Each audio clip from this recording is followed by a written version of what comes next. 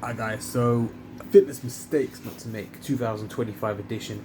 Really, you can spin this one any year. So most of these I'm gonna reel off I've made myself. Okay, and I've been training in earnest at least 2.5 years solidly. Alright, so let's go through it. Okay, so number one, the New Year's resolution, people. New year, new me, but you go too hard, too intense. So this type of person tends to overtrain because, and the reason why is essentially if you've gone from doing no days a week at the gym to even like a couple of days, the pendulum swing you're talking about there is really big. Your body is not acclimated to it. A lot of people, they go after it with such vigor and they take on too much.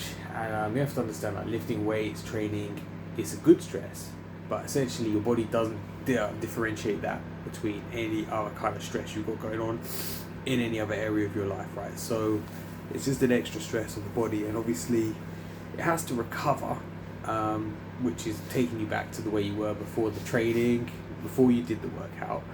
And then it has to adapt, which means build some more muscle. Okay, you know, to prepare you for this the same insults you're going to be throwing at it the next time. But obviously, if you're taking on too much, your body's just gonna be unable to do either of those things because you're doing too much. So my best advice, basically, is just to take slow, sustainable steps you can keep up with, because results happen over time, over long extended periods of time, and that's the not so sexy, not so lucrative thing. No one out there wants to tell you. They'll just tell you this program's 12 weeks long, you're gonna get this result, and that's what people want to hear. But no one really gets a result in 6 weeks, 12 weeks, and keeps it. Like, people can lose fat, they can change their bodies, but they can't keep that result because they don't keep these habits as like ingrained, enjoyable, sustainable, like just part of their everyday thing. And it has to be manageable and it has to work for you. So like, if you're going from 0 days, I would suggest something like potentially looking at like 1 or 2 days, and keep a relaxed, flexible attitude about it. So like myself, I train 3 days a week, right? And I've got a chilled attitude. If I can't train one day, and this is a person who's probably got one of the best relationship with exercise. I like exercising crazy amount. I'll have to just, I'll go, okay, I'll train either later that day or maybe roll it to another day. You know what I mean?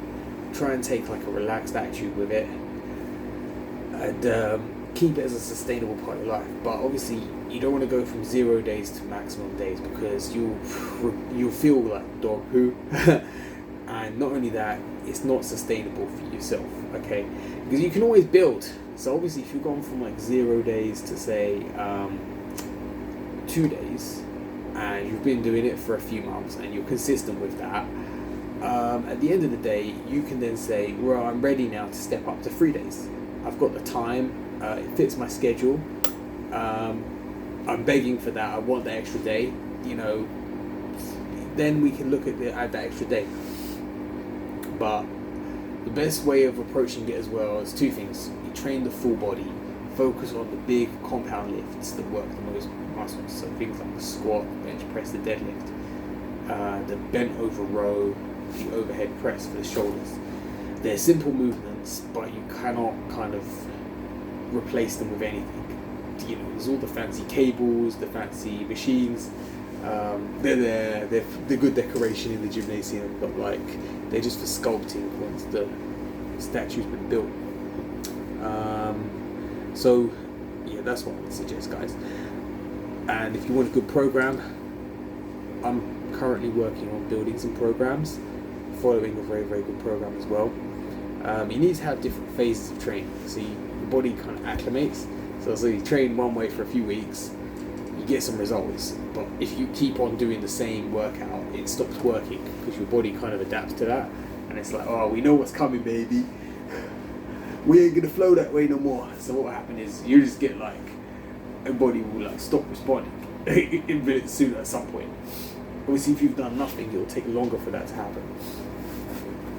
Again, this is what I'm saying about like these free weight exercises, like the bench press, the squat, because where these weights carry more over into like a load you carry in the real world, it takes way longer for the body to actually stop having results and plateauing, because you actually have to control. Whereas a machine, it's like built for a certain person of a certain size. So eventually, before long, initially you get a result, but before long your body acclimates to the machine.